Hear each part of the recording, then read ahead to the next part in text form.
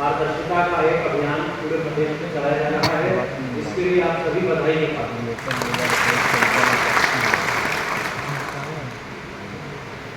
लेखपाल केवल राजस्व प्रशासन ही नहीं, किसी भी सरकार की रीढ़ की हड्डी होता है। और हमारे जिलाधिकारी, हमारे मंडलायुक्त, ये सब सबसे पहले राजस्व अधिकारी हैं। उसके बाद जो 25 विभाग देख रहे हैं उसके बाद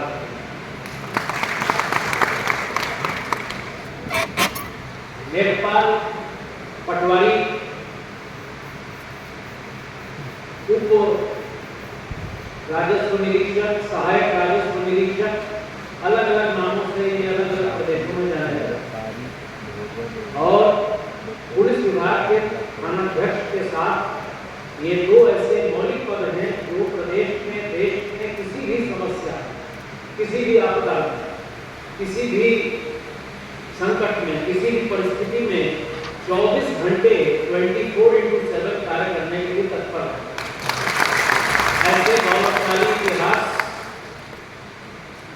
ऐसी महान सेवा, ऐसे महत्वपूर्ण संवर्ग इस सम्मेलन में मैं उपस्थित सभी सदस्यों को अपनी तरफ से शुभकामनाएं देता हूँ। राजस्व संहिता 2006 में अगर देखा जाए तो उसमें बहुत स्पष्ट धारा 16 में लिखा हुआ है कि लेखपाल का जो हल्का है वो राजस्व ग्रामों का समूह होगा और वो राजस्व के रिकॉर्ड और राजस्व की कार्रवाई के साथ साथ अन्य समस्त ऐसी कार्रवाइयों को संपादित करेगा जो समय समय पर उसे सौंपेगा। यानी स्काई इज द लिमिट, आकाश से लेकर पाताल तक हर चीज की जिम्मेदारी लेखपाल के ऊपर सदन द्वारा दी गई है, मानते हुए कि एक ऐसा संवर्ग है जो कुछ भी करने के लिए सक्षम है। और आपने तमाम महत्वपूर्ण कार्यक्रमों को अंजाम दिया है। मैं प्रमुख सचिव राजस्व रहा 2017-18 में। उस समय बहुत बाढ़ आई थी जो पूरी तरह के जिले हैं, पैराई से लेकर कुशीनगर तक, और उसमें 3 महीने तक हम लोग लगे रहे और आपके द्वारा बहुत ही अच्छा कार्य करके माननीय मुख्यमंत्री जी के साधुवाद का कार्य करना। और उस समय मुझे याद है माननीय मुख्यमंत्री जी के साथ हेलीकॉप्टर में, सिंचाई मंत्री जी के साथ हेलीकॉप्टर में हेलीकॉप्टर मिला था। और वहाँ जिस तरीके से राजस्व की टीम ने काम किया, तहसीलदारों ने काम किया, वो एक नजीर है अन्य प्रदेशों में। उत्तर प्रदेश की राजस्व संहिता, यहाँ का RCCMS, यहाँ का जो एक राजस्व विभाग का एक ट्रेडिशन है, एक परंपरा है, ये अन्य प्रदेशों के लिए भी एक उदाहरण के रूप में रहा है। और उत्तर प्रदेश बड़ा राज्य है, ग्रामीण की जो ग्राम सभा की भूमि है वो काफी ज्यादा है। लेखपाल भूस्वामी तो नहीं है, लेकिन ये मैं कह सकता हूँ कि आप भूरक्षक हैं, आप भू संरक्षक हैं। और जमीन एक ऐसी चीज है जिसको मैन्युफैक्चर नहीं किया है। फैक्ट्री में आप भूमि का उत्पादन नहीं कर सकते, आप स्वर्ण का उत्पादन कर सकते हैं, मशीनों का कर सकते हैं, विज्ञान बना सकते हैं। और जमीन ऐसी चीज है जो आसानी से हिलाई नहीं जा सकती। और इसीलिए भूमि प्रबंधन, भूमि स्वामित्व और वर्ष 2003 के बाद जो पूरे भारतवर्ष में जमीनों के दाम 20 से 50 गुने तक बढ़े हैं, इसलिए बहुत आवश्यक हो गया है कि हमारे लेखपाल अपने दायित्वों का बहुत ही बारीकी से, सावधानी से उसका संचालन करें। प्रदेश में जहाँ विकास कार्य आगे बढ़े हैं, वहीं बहुत सारे ऐसे नए क्षेत्र आए हैं जहाँ जमीनों की कीमत में बेतहाशा वृद्धि हुई। पहले हम लोग नोएडा, गाजियाबाद का नाम लिया करते थे। मैं अभी गोरखपुर गया था, रास्ते में हरैया तहसील में मैं कुछ देर के लिए रुका था, तो वहाँ के SDM और तहसीलदार ने मुझे बताया कि हरैया में जमीन की कीमत 1 करोड़ बीघा से ज़्यादा। और आप सोच सकते हैं कि फिर जो आपके विभाग हैं, चाहे पैराइज के हों, बंटवारे के हों, 229 की एक्टिविटी स्कूल्स जो 144 आ गया है, इनकी अहमियत इतनी ज़्यादा बढ़ रही है और उतनी ही जिम्मेदारी भी हमारी लेखपाल बंधुओं पर ज़्यादा होती जा रही है। क्योंकि भूमि को लेकर जो फौजदारी है वो 90%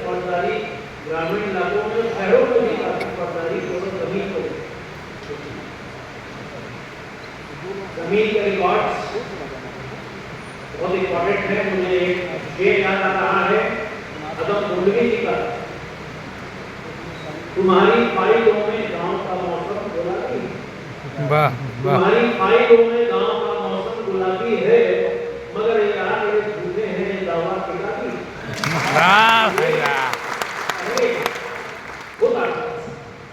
जब उन्होंने ये लिखा है उसमें होता था, लेकिन जिस तरीके से डिजिटाइजेशन हुआ है, ई कॉलोनियां बनी है, आपकी की पड़ताल कर रही है, इस समय अंश निर्धारण हो रहा है, कॉलोनियां बन रही है, RCCMS लागू है, एक पारदर्शिता का भाव प्रदेश में सृजित हुआ है। और अब हम उस स्थिति से काफी हद तक उबर आए हैं, लेकिन अभी हमें आगे और प्रयास करना है। इसमें आपका ताल्लुका गांव के ऐसे किसानों से पड़ता है। आज ही एक किसान मेरे पास सुबह आया था जालौन जिले से कि मेरे पिता की मुकदमा लड़ रही थी, अब मैं लड़ा, और अब होते होते दोबारा हाईकोर्ट तक गया और अब निगरानी जो है वो माननीय सदस्य राज्य परिषद के यहाँ आप आदेश कर देंगे तो जल्दी हो जाएगा। मैंने कहा न्यायिक प्रक्रिया ये भी एक मजबूरी है, इसमें आपको वकील साहब के माध्यम से कोर्ट में जाना पड़ेगा। तो उन्होंने कहा मैंने BL जी को वकील लगाया, तो मैंने कहा उनको अच्छे वकील माने जाते हैं। तो ये एक प्रॉब्लम है, जो काम लेखपाल मौके पर कर सकता है, 1 घंटे के अंदर आदमी का पूरा एक जीवन निकल जाएगा। अगर वहां पर कोई प्रॉब्लम हो गई किसी भी दबाव में या किसी भी और लिमिटेशन की वजह से, जो काम लेखपाल कर सकता है वो काम तहसीलदार नहीं कर सकते, वो काम राजस्व पर्षद नहीं। इसलिए जो काम आपके स्तर पर धरातल में हो सकता है, कहा जाता है, अंग्रेजी में कहावत है, even the tallest tree rise on the ground, संसार का सबसे ऊंचा वृक्ष भी जमीन से ही करता है। तो धरातल पर जो बैठा हुआ है, सबसे ज्यादा जिम्मेदारी और सबसे ज्यादा अधिकार और गांव वालों के साथ सबसे ज्यादा समझ और विश्वास इसी का। अभी आगे बहुत सी चुनौतियां आपके सामने आ रही हैं। कल 3 बजे दोपहर में राज्य निर्वाचन आयोग की पहली बैठक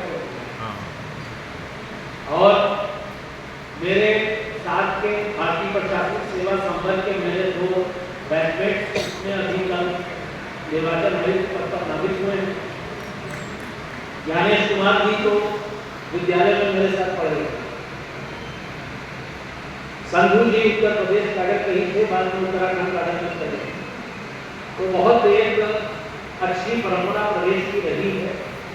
वर्ष 2017-18 में याद है श्रीवास्तव जी अपनी टीम लेकर आए और जैसा अभी आपने बताया, तब एक लेखपालों के प्रमोशन के लिए उस समय कोई गुंजाइश नहीं थी, और वो शासनादेश मैंने निर्गत किया था जिसमें वो कानूनों वाला सीधी भर्ती करा।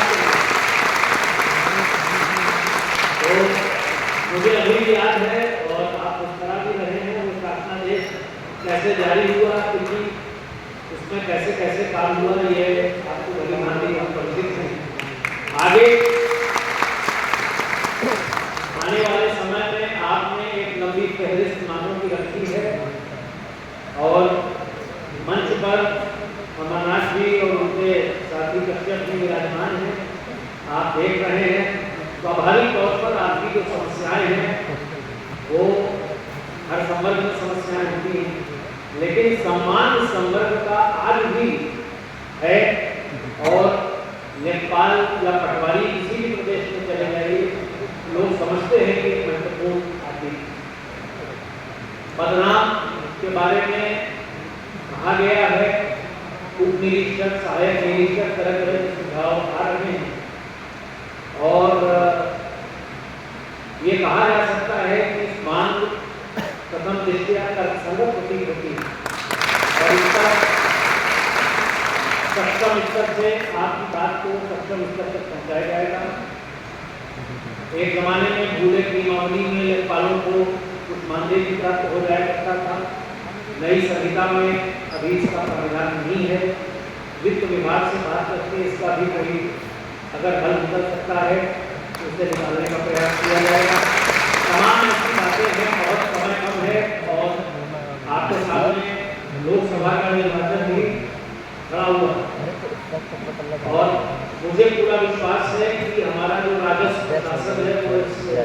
चुनाव निष्पक्ष रूप से शांतिपूर्वक तरीके से हुआ करेगा। उसी के बाद फिर माह सितंबर से आपकी पशुगणना जो 5 साल में एक बार होती है वो भी आ रही है। पशुगणना भी लेखपालों के बगैर संभव नहीं है। उसके बाद अगले साल जनगणना आ रही है जो कई सालों से रुकी हुई है और बारिश का मौसम भी है, तो उसमें एक लगातार कुछ का कुछ रहता है। अभी मुझे याद है कोई कह रहे थे कि लेखपालों के कार्यक्रम में क्या है, तो मैं कह सकता हूँ कि IAS अधिकारी का, PCS अधिकारी का, लेखपालों का और पुलिस के दरोगा का कुछ नहीं और शायद यही कारण है कि आप लोग सम्मान के पास। आज माननीय मुख्यमंत्री जी आए थे, मुख्य सचिव आए थे, सबने जो है वो आकर इस कथा को संबोधित किया है, उन्हें बताया गया और आगे मैं बहुत उज्जवल भविष्य इस कार्य के लिए देख रहा हूँ। आप जमीन से जुड़े, जमीन उत्पादकता से जुड़ी हुई और ये राष्ट्रीय सुरक्षा से जुड़ा है। सीमावर्ती जिलों में लेखपाल राष्ट्रीय सुरक्षा का भी काम करता है। उत्तराखंड में मैं जिलाधिकारी नैनीताल रह चुका हूँ, दुनियाल में वहाँ पटवारी पुलिस के ऊपर केस बना और आप तमाम कामों को कर रहे हैं। छोटी छोटी बातों पर गाँव की जो लड़ाई कर रहे हैं, अगर इसको हम दूर करें। अभी मैं कुशीनगर गया था, वहाँ तहसील आपके द्वार एक बहुत अच्छा प्रयोग जिलाधिकारी के नेतृत्व में रहा है, उससे वहाँ फौजदारी के मामले भी कम हुए। मुझे दुष्यंत कुमार का एक शेर याद आता है, उसके बाद अध्यक्ष जी आप इसको विशेष ध्यान दें। दुष्यंत कुमार एक बहुत ही क्रांतिकारी कवि थे जिसका बहुत अल्प अवस्था में देहावसान हो गया। पश्चिमी उत्तर प्रदेश के रहने वाले थे और क्रांतिकारी कवि थे। उन्होंने एक 2 पंक्तियां लिखी थी, वो आज भी नहीं मुकम्मल बयान, वो आदमी नहीं मुकम्मल बयान है, माथे पे उसके सिर का गहरा निशान। तो ये निशान इन्हीं पैमाइश और गणों को लेकर होता है। इसे दूर करना संभव है, काफी हद तक इसमें आपने सफलता प्राप्त की है और ये जो नया सिस्टम लागू हुआ है निश्चित तौर पे आगे ड्रोन सर्वे पर भी हम लोग बात कर रहे हैं और हमारी टीम आंध्र प्रदेश और हरियाणा जा रही है ड्रोन सर्वे की पद्धति को स्टडी करने के लिए और भी कई नई चीजें आ रही हैं जो